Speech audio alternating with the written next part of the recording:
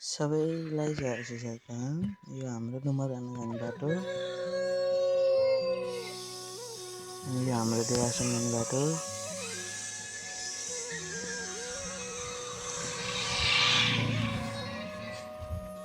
जाँदैछौँ हामीहरू। समीर भाइ थियो त्यहाँ। एक्कासिमेहरू यहाँ आएर पुतली बसिदियो।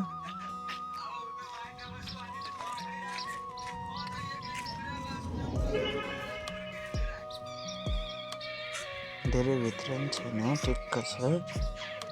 म हिँडिरहेको छु, त्यही भएर हो।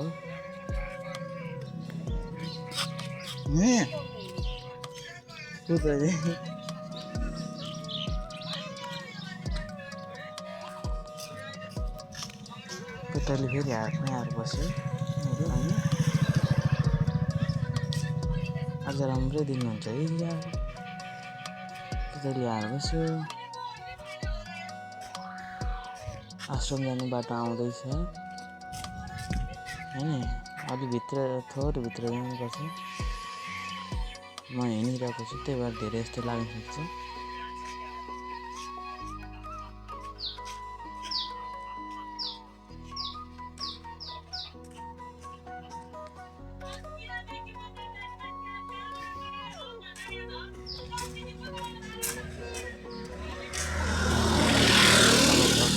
बाटो आयो, यही हो, यही डिस्को बाटो हो होइन।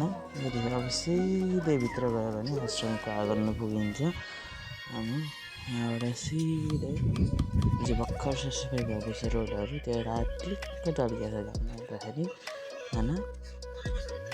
आश्रमको सम्पूर्ण प्रेमीहरू मिलेर बाटो सफा भएको छ। तयारी चलिरहेको छ कार्यक्रमको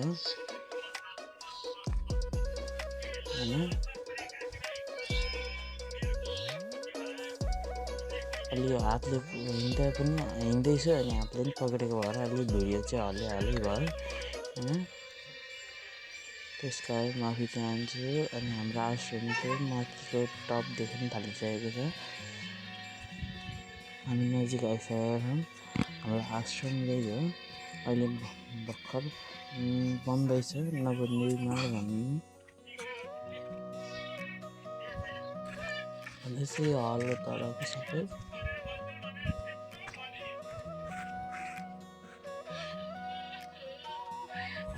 हेर्न सक्नुहुन्छ यो हो। र यसको छेउमा चाहिँ के छ त भन्दाखेरि जङ्गलै जङ्गल छ।